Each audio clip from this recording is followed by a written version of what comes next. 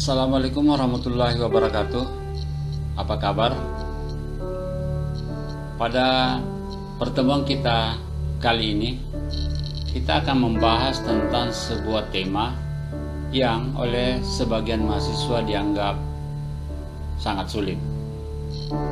Tetapi sesungguhnya tema ini tidaklah sesulit yang dibayangkan andai kita sudah tahu konsep, prinsip, dan kata-kata kunci di dalam mengaplikasikannya. Oleh karena itu, pada pertemuan kali ini saya akan membagikan tentang prinsip, konsep, dan kebenaran ilmiah kaitannya dengan penelitian komunikasi.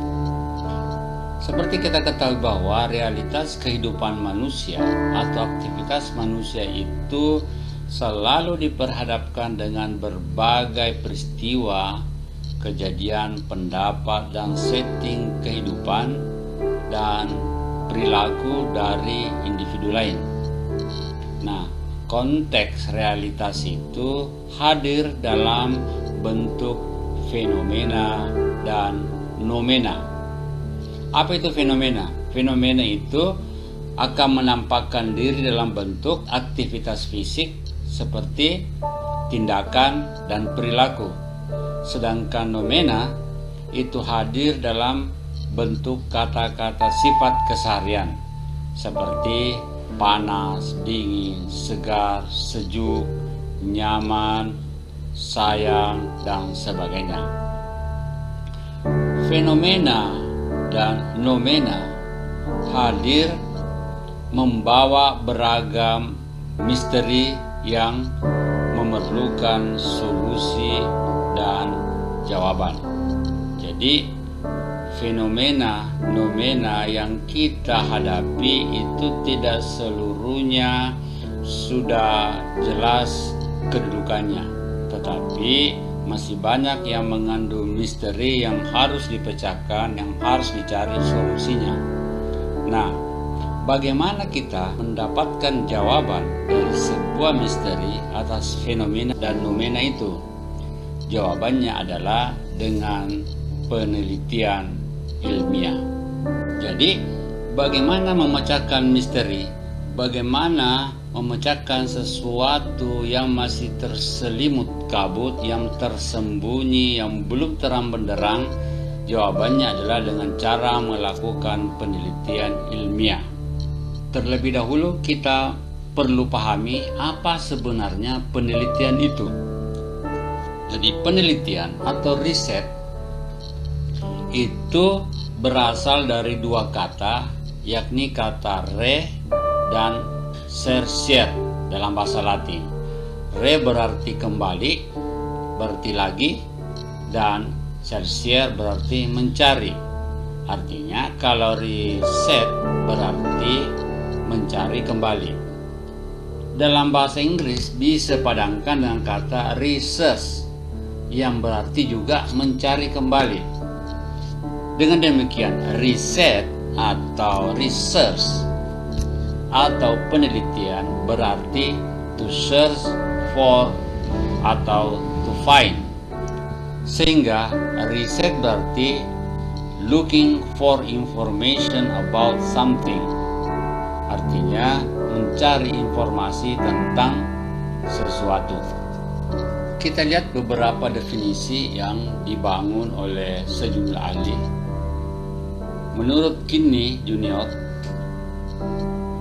riset atau penelitian adalah pengembangan dan pengujian dari teori-teori terbaru tentang bagaimana dunia nyata bekerja atau tentang penolakan dari teori-teori yang sudah ada sebelumnya. Kemudian menurut Kerlinger, penelitian merupakan metode ilmiah sebagai investigasi yang sistematik, terkendali dan empiris terhadap suatu set hipotesis yang dibangun dari suatu struktur teori.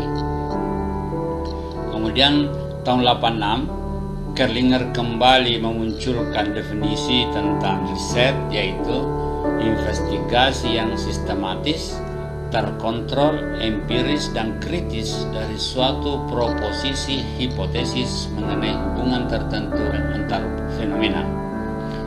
Kemudian, menurut Wimmer dan Dominic tahun 2011, research is an attempt to discover something. Dengan demikian, ketika kita berbicara tentang riset komunikasi, maka secara sederhana kita bisa mengartikannya sebagai kegiatan mempelajari, dalam hal ini meneliti, secara seksama suatu fenomena komunikasi dengan mempergunakan metode yang ilmiah untuk mendapatkan pengetahuan atau kebenaran ilmiah mengenai fenomena komunikasi yang diteliti. Pertanyaannya kemudian, untuk apa riset dilakukan? Untuk apa penelitian dilakukan? Ada dua jawabannya. Yang pertama, curiosity, artinya untuk menjawab rasa keingintahuan. Dan yang kedua adalah truth, atau untuk mencari kebenaran. Untuk memudahkan pemahaman kita, saya ingin menganalogikan dengan seorang ibu, seorang gadis yang sedang memasak atau sedang membuat kue. Nah, tentu ada dua outputnya. Apakah masakannya atau kuenya enak? Apakah masakannya atau kuenya tidak enak? Nah, ketika tidak enak berarti sana ada masalah. Mungkin ada resepnya yang tidak cocok, ada yang over, ada yang under. Nah, kalau ada masalah berarti harus dicari kembali resep yang benar. Jadi ada hal tersembunyi, ada misteri yang perlu dipecahkan di situ. Karena komposisi resepnya mungkin tidak benar sehingga hasilnya tidak enak dimakan, ya. Tetapi kalau misalnya hasilnya sudah enak dimakan, kuenya sudah enak, ya, bisa dikatakan bahwa tidak ada masalah. Nah, jika tidak ada masalah, tentu juga masih bisa dilakukan penelitian untuk pengembangan, peningkatan selanjutnya. Nah, analogi ini mirip dengan proses kerja penelitian. Kemiripannya adalah karena memiliki substansi yang sama-sama mencari kebenaran. Kebenaran adalah sesuatu yang bersifat eksistensial. Artinya, kebenaran adalah sesuatu yang ada dan tidak dapat dipisahkan dari hidup manusia. Yang pertama, kebenaran ilmiah. Kebenaran ilmiah adalah kebenaran yang diperoleh dengan menggunakan metode tertentu yang disusun secara sistematis. Kebenaran ilmiah ini sesuai fakta, logis, terstruktur, dan bersifat universal. Dan yang kedua, kebenaran non-ilmiah adalah kebenaran yang diperoleh dengan cara kebetulan, menggunakan akal sehat, atau juga bisa melalui wahyu, dan disusun tidak secara sistematis. Sesungguhnya setiap hari sebetulnya kita senantiasa melakukan riset, namun tidak selalu menghasilkan kebenaran ilmiah.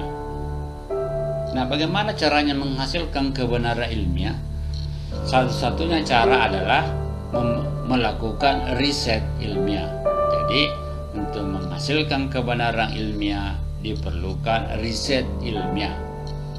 Nah, bagaimana melakukan riset ilmiah? Ada 3 karakteristik riset ilmiah. Yang pertama, menggunakan metodologis. Yang kedua, sistematis. Dan yang ketiga, ukuran. Metodologis berhubungan dengan rangkaian cara atau teknik yang digunakan untuk menjalankan penelitian. Adapun sistematis berhubungan dengan kelengkapan dan bagian-bagian dari penelitian yang disesuaikan dengan paradigma penelitian yang dipakai dalam penelitian.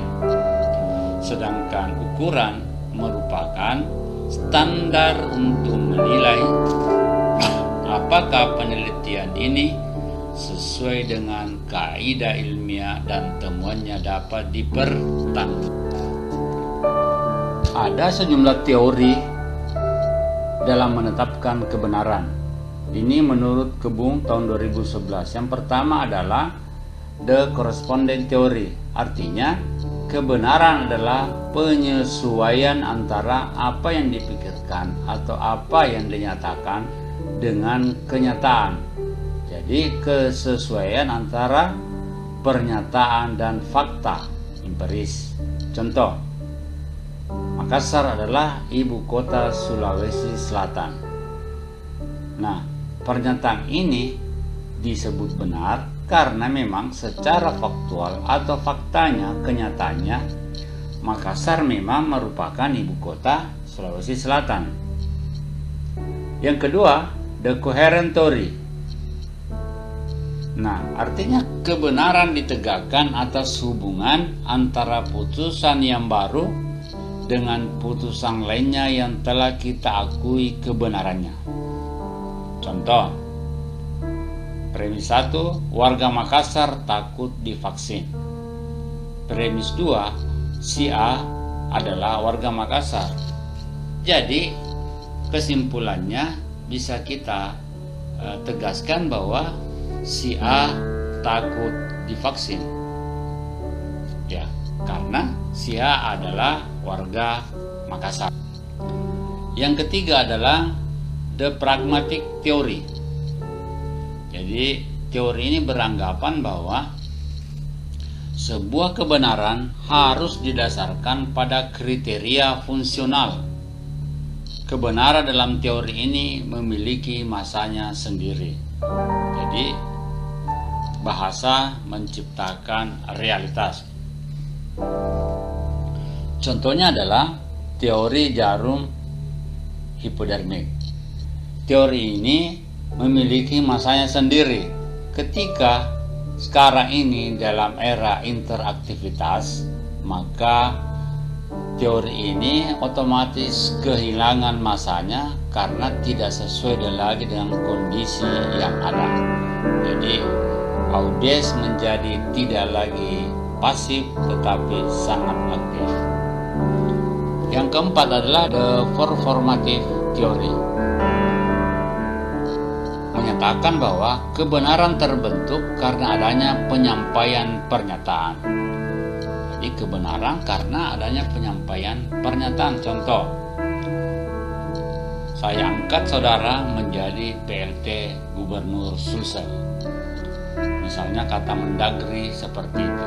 Nah, pernyataan itu membentuk sebuah kebenaran bahwa saat itu saudara yang ditunjuk menjadi PLT Gubernur Sulsel benar-benar menyandang status sebagai PLT Gubernur. Dan yang kelima adalah kebenaran historis, yaitu kebenaran yang berpusat pada kedalaman batin setiap manusia yang dianggap memiliki kebebasan. Kita sebagai manusia pada dasarnya selalu menginginkan jawaban yang benar dan bukan jawaban yang salah. Oleh karena itu, kita selalu menggunakan 4 cara untuk mengetahui atau disebut methods of knowing, untuk mengetahui dan menjawab segala pertanyaan yang muncul di pikiran kita.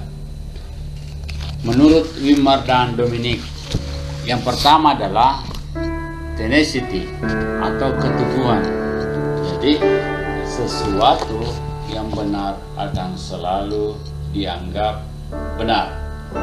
Apa yang sudah baik selama ini akan terus demikian selanjutnya. Yang kedua adalah intuisi. Artinya, jika saya menyukai sesuatu, maka orang lain juga pasti akan menyukai sesuatu itu. Jadi, pengetahuan berdasarkan intuisi diperoleh berdasarkan perasaan. Yang ketiga adalah otoritas. Jadi berdasarkan sumber terpercaya. Misal kiai, guru. Nah, jika sumber-sumber terpercaya itu menyatakan sesuatu itu benar, maka kita juga akan percaya bahwa itu benar. Jadi pengetahuan berdasarkan otoritas diperoleh berdasarkan sumber-sumber terpercaya. Dan yang kelima adalah ilmiah, atau di mana pengetahuan berdasarkan ilmu pengetahuan diperoleh hanya melalui serangkaian analisis objektif. Penjelasan dari suatu sumber hanyalah indikasi sementara terhadap kebenaran. Jadi, apa sebenarnya penelitian ilmiah itu? Penelitian ilmiah adalah an organized, objective, controlled, qualitative or quantitative empirical analysis or one or more variables. Ini menurut definisi Wimmer dan Dominic. Penelitian ilmiah adalah analisis empiris yang terorganisasi, objektif, terkontrol, bersifat kualitatif atau kuantitatif dari satu atau lebih. Nah, penelitian ilmiah atau riset ilmiah bisa dibedakan dengan penelitian sehari-hari. Penelitian sehari-hari itu bersifat intuisi, sedangkan ilmiah berdasarkan teori. Riset sehari-hari berdasarkan common sense, sedangkan riset ilmiah itu terstruktur. Riset sehari-hari itu casual, sedangkan riset ilmiah itu ada aturan ketat yang sistematis. Riset sehari-hari dilakukan setiap saat, sedangkan riset ilmiah itu terencana, dilakukan dalam waktu-waktu tertentu yang sudah ditetapkan. Riset sehari-hari itu bersifat selektif, sedangkan riset ilmiah itu objektif. Riset sehari-hari itu bersifat kebetulan, sedangkan riset ilmiah itu berdasarkan pemikiran ilmiah. Riset sehari-hari fokus pada keputusan pribadi, sedangkan riset ilmiah fokus pada pengetahuan tentang realitas. Untuk pertemuan kali ini cukup sekian, mudah-mudahan bermanfaat. Sampai jumpa pada pertemuan atau pada video selanjutnya.